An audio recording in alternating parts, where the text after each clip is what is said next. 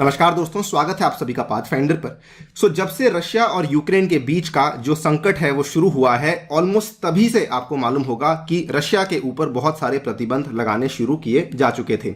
अब इन्हीं प्रतिबंधों के चलते ये भी कहा जा रहा था कि इसका पूरा का पूरा इंपैक्ट भारत के ऊपर भी आपको देखने को मिलेगा, बिकॉज यहां पर जो रशिया था उसको उसी टाइम पे स्विफ्ट के सिस्टम में से बाहर निकाल दिया गया था। आज से लगभग 1 महीना पहले इस चीज को लेकर यह चीज कही गई थी कि भारत और रशिया आपस में मिलकर के अपना जो व्यापार है उसके लिए रूपी रूबल का एक समझौता कर सकते हैं। नाउ ये चीज को अब बहुत ज्यादा यहां पे पुश किया जा रहा है और इनफैक्ट एक्सपर्ट्स का ये मानना है कि अब ये जो रूपी रूबल का अग्रीमेंट है वो आपको अगले हफ्ते देखने को मिल सकता है। India Russia explore a rupee rouble payment scheme to bypass the war. In fact आप यहां पे देखिए कि इस चीज को लेकर जो रुचि है वो भारत में होना तो स्वाभाविक है, लेकिन इस चीज को लेकर इंटरेस्ट फॉरेन मीडिया भी यहां पे काफी बड़े लेवल पे दिखा रही है, बिकॉज इंडिया यहां पे एक ऐसी कंट्री होगी जो कि रशिया के साथ इस एक्सक्लूसिव अग्रीमेंट को साइन करेगी। इसकी कवरेज आप यहां पे देख सकते हैं अल जजीरा के द्वारा करी जा रही है। आप यहां पे देख सकते हैं इसकी कवरेज फाइनेंशियल टाइम्स के द्वारा भी करी जा रही है। यह भी आप देख सकते हैं India explores Russia rupee rouble exchange scheme to beat the Russia sanctions. Now हम लोग आपके साथ बात करने वाले हैं कि पहली बात तो why India is doing so, उसके बाद ये भी समझेंगे कि आखिरकार ये रूपी रूबल का जो एक्सचेंज का स्कीम है ये दोस्तों काम किस तरीके से करेगा और इसमें क्या क्या चुनौतियां भारत को देखने को मिल सकती हैं, उसके बारे में भी हम लोग जानकारी आपके साथ यहां पे साझी करेंगे। चलिए शुरू करते हैं मेरे साथ। मेरा नाम है अनिरुद्ध। यदि आप लोग इस लेक्चर की पीडीएफ को डाउनलोड करना चाहते हैं तो यहां पर दिए गए टेलीग्राम चैनल के माध्यम से कर सकते हैं। इसके अलावा आप लोग जुड़ सकते हैं using this particular handle on the Unacademy app as well. Also बताना चाहूंगा अनअकैडमी ने अपने शानदार ऑफर को एक्सटेंड कर दिया है एक और दिन के लिए, और ये वाला ऑफर आपको आज यानी कि 31 मार्च तक भी अवेलेबल करवाया जा रहा है। अगर आप लोग कोई भी कोर्स परचेज करते हैं तो आपको फ्लैट 20% का डिस्काउंट दिया जाएगा अगर आप लोग अनी यूपीएससी कोड का इस्तेमाल करते हैं तो। इसमें आपको 3 मंथ्स का एक्सटेंशन और ये वाले एडेड बेनिफिट्स भी अवेलेबल करवाए जाएंगे। ऑल्सो अनअकैडमी आपके लिए एक स्पेशल कॉम्बैट लेकर आ रहा है जो कि कंडक्ट किया जाएगा 3 अप्रैल को। इसमें हिस्सा लेने के लिए आप लोग नीचे दिए गए लिंक पे जाके एनरोल कर सकते हैं। प्लीज एनरोल करते टाइम यूज कीजिए कोड अनी यूपीएससी, राइट।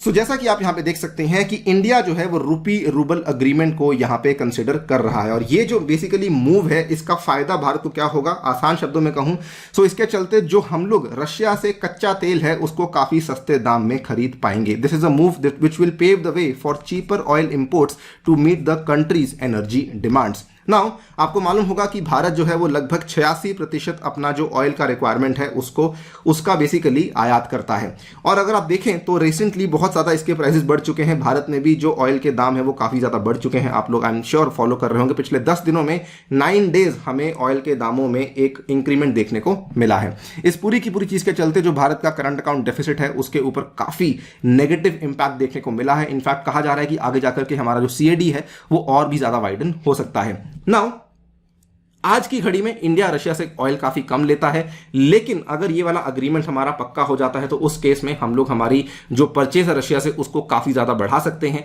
और इस चीज के चलते हमें 2 फायदे होंगे। ऑब्वियसली एक तो हमें सस्ता तेल मिलेगा, दूसरी चीज हमारा जो करंट अकाउंट का डेफिसिट है वो भी यहां पे काफी कम हमें देखने को मिल सकता है। नाउ अगर बात करें ये पूरी की पूरी जो चीज है ये काम कैसे करेगी, देखिए बड़ा सिंपल है। सो फॉर एग्जांपल इंडिया में काम करने वाला कोई इंपोर्टर है, ठीक है, उसने क्या करना है, उसने जाकर के एक रशियन बैंक में अपने पैसे को जमा कर देना है। इस चीज को मैं आपको और आसान समझाता हूं। मान लीजिए कोई रशिया का एक्सपोर्टर है और ये इंडिया का इंपोर्टर है, इनकी आपस में बातचीत चल रही है।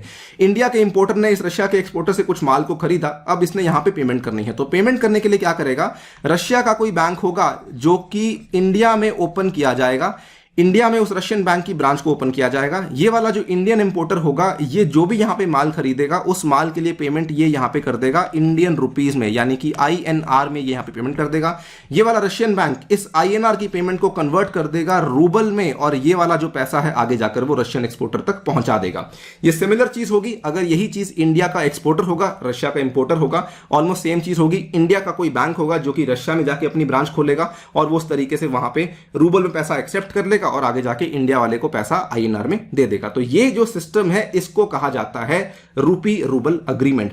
इस चीज के लिए रशिया ने भारत को बहुत सारे आश्वासन भी दिए हैं। उन्होंने यहां पे कहा है, रीअश्योरमेंट करी है, there will be no restriction on the rupee rouble trade, there will be no sanctions, there will be no risk to Indian companies और financial institutions, current challenges due to Indian banks inaccurate interpretation of sanctions, आपको जो अभी देखने को मिल रहा है because आपने यहां पे सैंक्शन को सही समझा नहीं है। और इन्होंने यहां पर यह भी कहा है कि सैंक्शंस जो है वो अकाउंट अकाउंट ओपनिंग को रिस्ट्रिक्ट नहीं कर रहे हैं और इसके अलावा आपके ऊपर किसी प्रकार का कोई दबाव नहीं आने वाला है। लेकिन ये देखने में समझने में काफी आसान लगता है, लेकिन इसमें कई सारी अब चैलेंजेस हैं, उनको हमें समझना होगा। देखिए, इंडिया और रशिया के बीच का जो आपस का व्यापार है उसमें इंडिया की जो हमारी इंपोर्ट की असल में आंकड़े हैं वो बहुत ज्यादा हैं, दे आउटवे द एक्सपोर्ट्स। ना इसके चलते क्या हो रहा था, अब इसी इक्वेशन को दोबारा समझिए, क्योंकि हम लोग बहुत सारा चीजें यहां से इंपोर्ट कर रहे थे, इसके चलते क्या हो रहा था कि हमारे जो भारत के इंपोर्टर्स थे वो यहां पे बहुत सारा पैसा इंडियन रुपी में इनको पे कर रहे थे। लेकिन क्योंकि हम लोग इंपोर्ट बहुत कर रहे हैं, एक्सपोर्ट कम कर रहे हैं, तो ये वाला जो रशिया का बैंक जो कि भारत में लोकेटेड है ना, इसके पास रुपए की बहुत सारे यहाँ पे बेसिकली नंबर्स इकट्ठे हो चुके हैं, लेकिन आगे जाकर के ये रूबल में उसको पे करने में नाकामयाब साबित हो रहे हैं। क्यों? क्योंकि उधर से जो है इतना ज्यादा इंडिया एक्सपोर्ट नहीं कर रहा, इंडिया बेसिकली इंपोर्ट कर रहा है। तो हम लोग पेमेंट कर रहे हैं, लेकिन वो पेमेंट आगे उन तक नहीं पहुंच पा रही है। इस चीज के लिए समाधान क्या होगा? इस चीज के लिए समाधान बड़ा सिंपल है कि इंडिया को अपने एक्सपोर्ट्स यहां पर बढ़ाने पड़ेंगे।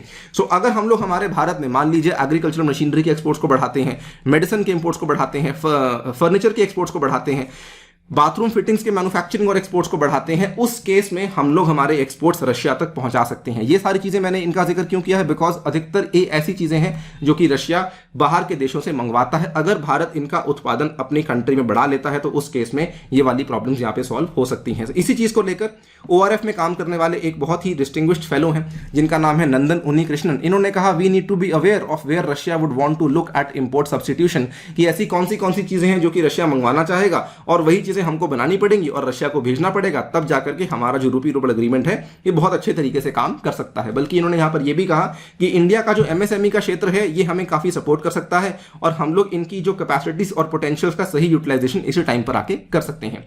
लेकिन फिर भी उतना आसान दोस्तों नहीं होगा। हमने इवन दो आपको एक सोल्यूशन बता दिया कि हम लोग अगर मैन्युफैक्चरिंग बढ़ा लेंगे, एक्सपोर्ट बढ़ा देंगे, तो हमारा जो ट्रेड डेफिसिट है रशिया के साथ वो कम हो जाएगा। दोस्तों आसान इसलिए नहीं होगा बिकॉज इतना सब कुछ होने के बाद भी जो इंडिया रशिया के बीच में ट्रेड है उसमें इंडिया के इंपोर्ट्स अभी भी बड़े ही रहेंगे। अगर हम लोग लेटेस्ट डेटा की बात करें, यानी कि अप्रैल 2020 से लेकर मार्च 2021 के बीच में इंडिया के जो एक्सपोर्ट्स थे वो तो मात्र $2.6 बिलियन थे और हमारे जो इंपोर्ट्स थे ना वो लगभग $5.5 बिलियन थे, यानी कि 2 गुना से भी ज्यादा हम लोग रशिया से इंपोर्ट कर रहे थे ना। इतना बड़ा गैप है, इसको यहां पे फिक्स करना काफी मुश्किल होगा और ये गैप आगे जाकर के बढ़ भी सकता है बिकॉज जब हम रशिया से ऑयल मंगवाएंगे जो कि अपने में काफी महंगा होता है, सो ऑयल जब हम मंगवाएंगे तो ऑब्वियसली ये वाला जो गैप है ये और बढ़ सकता है। सो जब तक भारत की एक्सपोर्टर कम्युनिटी यहां पे ये फिगर आउट नहीं कर लेती कि हम लोग रशिया को क्या एक्सपोर्ट कर सकते हैं और जब तक रशिया उन एक्सपोर्ट्स को एक्सेप्ट करने ना लग जाए, तब तक जो है हमारा ये वाला जो अग्रीमेंट है इतनी आसानी से काम नहीं करेगा। इनफैक्ट केवल यही वाला यहां पे चैलेंज नहीं है, इसमें चैलेंज एक और चैलेंज भी सामने आता है। आपको बताना चाहूंगा, अगर हम लोग थोड़ा वापस जाते हैं तो रशिया के साथ इंडिया ने जो रूपी रूबल एग्रीमेंट है ये कोई पहली बार नहीं किया जा रहा है। आज से बहुत साल पहले, आज से 70 साल पहले भी हमने इस एग्रीमेंट को साइन किया था दिसंबर 1953 में, लेकिन उस टाइम पे इतनी दिक्कतें नहीं आई थी। क्यों? क्योंकि जो भी व्यापार होता था ना वो दोनों सरकारों के बीच में होता था, यानी कि इंडिया की गवर्नमेंट और सोवियत यूनियन की गवर्नमेंट। तो दोनों ने मिलकर के एक रेट को फिक्स कर लिया कि रूपी रूबल का जो एक्सचेंज रेट होगा वो ये वाला एक्सचेंज रेट होगा। अब क्या हो रहा है, 2 चीजों को ध्यान से देखिए। एक तो जो रशिया की रूबल की करेंसी है उसकी डाउनफॉल चल रही है, ये वाली डाउनफॉल चल रही है जब से युद्ध शुरू हुआ है। दूसरी चीज, अब जो व्यापार है वो केवल सरकारों तक सीमित नहीं है, अब जो व्यापार है वो बिजनेसेस के अंदर होने लग चुका है। बिजनेसेस यहां से डिमांड करेंगे कि जो यहां पे एक्सचेंज रेट होना चाहिए वो फिक्स नहीं होना चाहिए, वो डायनामिक होना चाहिए। अब ये डायनामिक रेट अगर आपको डिटरमाइन करना है तो आप लोग डिटरमाइन कैसे करेंगे? एक तरफ रशियन रूबल की वॉलेटिलिटी, दूसरी तरफ जो ये वाला रेट फिक्सेशन है, ये करना अपने आप में काफी बड़ी चुनौती होगी। जब तक ये नहीं होगा तब तक भी आपका रूपी रूबल मैकेनिज्म आगे नहीं बढ़ पाएगा। इसमें एक और कंसर्न भी सामने आता है कि मान लीजिए भारत यहां से बहुत बड़े लेवल पे व्यापार रशिया के साथ शुरू कर देता है, तो अभी तक हमने रशिया यूक्रेन के साथ जो भी यहां पे युद्ध चल रहा था, संकट चल रहा था, उसको लेकर हमारी जो प्रक्रिया थी वो क्या थी? तटस्थ थी। हम न्यूट्रल थे, हम कुछ नहीं बोल रहे थे, ना तो हम रशिया के साथ हैं ना हम यूक्रेन के साथ हैं। लेकिन अब जब हम इतने बड़े पैमाने पर व्यापार करेंगे तो उस केस में हो सकता है कि यहां पर भारत के ऊपर कुछ बड़े सवाल आ सकते हैं कि आप लोग रशिया का साथ दे रहे हैं, उनके साथ व्यापार इतना क्यों कर रहे हैं। सो भारत की जो जियोपॉलिटिकल स्ट्रैटेजी है उसके ऊपर सवाल उठाए जा सकते हैं। हालांकि अगर हम लोग कच्चे तेल की बात करें तो उस केस में यूएसए ने यहां पे साफ साफ कहा है कि अगर भारत रशिया से कच्चा तेल मंगवा रहा है तो उस केस में भारत सैंक्शंस का हनन नहीं कर रहा, लेकिन अगेन ये केवल कच्चे तेल के लिए ही कहा गया है। अगर हम लोग किसी और लेवल पे यहाँ पे जाके रशिया के साथ व्यापार करेंगे तो उस केस में कहानी बदल भी सकती है। ना ये सारी चुनौतियां देखने के बावजूद फिर भी ऐसा कहा जा रहा है कि शायद ये वाली जो डील है इसको फाइनलाइज किया जा सकता है, बिकॉज हम ऑलरेडी ऐसी डील को ईरान के साथ यहाँ पे चला रहे हैं। हमने ईरान के साथ इस डील को काफी लंबे टाइम से चलाया हुआ है और आपको मालूम होगा कि इंडिया जो है वो रुपी रियाल का जो अरेंजमेंट है वो ईरान के साथ काफी लंबे टाइम से इसको अच्छे तरीके से चला भी रहा है। आप यहाँ पे देख सकते हैं, Indian oil refiners deposit the payments for crude oil imports from Iran, और आगे जाके इन्हीं पेमेंट्स को सेटल किया जाता है इंडियन एक्सपोर्ट्स के साथ, क्योंकि हम लोग यहाँ पर इंडिया कई सारा यहाँ पे चावल और जो चाय है ये ईरान को एक्सपोर्ट करता है। सो अगर हम लोग ईरान के साथ कर सकते हैं तो यहाँ पर एक्सपर्ट्स और विशेषज्ञों का ये मानना है कि हम लोग ये सेम चीज रशिया के साथ भी कर सकते हैं। लेकिन एज आई टोल्ड यू चुनौतियां बहुत हैं। सो ओवरऑल एक ऐसा मान लीजिए कि बहुत ही एक थिन लाइन के ऊपर चल करके इंडिया को इसको फाइनलाइज करना होगा। जैसे ही कुछ नई डेवलपमेंट होगी आपके सामने पेश करेंगे। फिलहाल के लिए वीडियो में इतना ही। जाने से पहले बताना चाहूंगा दोस्तों, अगर आप लोग अनअकैडमी से पढ़ना चाहते हैं तो ये वाले बैचेज आपको अवेलेबल करवाए जाएंगे। इसके साथ ही में आपके लिए अनअकैडमी ये वाली एक डेडिकेटेड टेस्ट सीरीज लेकर आई है, जिसमें कि आपके पास ये 6 मंथ्स का और 12 मंथ्स का सब्सक्रिप्शन पैक अवेलेबल करवाया जा रहा है, जिसमें कि आपको ये सारी की सारी फैसिलिटीज दी जाएंगी। इसमें अगर आपको एनरोल करना है तो प्लीज यूज द कोड अनि UPSC for enrolling in the same. इसके अलावा लास्ट माइल प्रोग्राम है, इसमें भी आप लोग एनरोल कर सकते हैं। Thank you so much for listening, stay tuned and stay safe.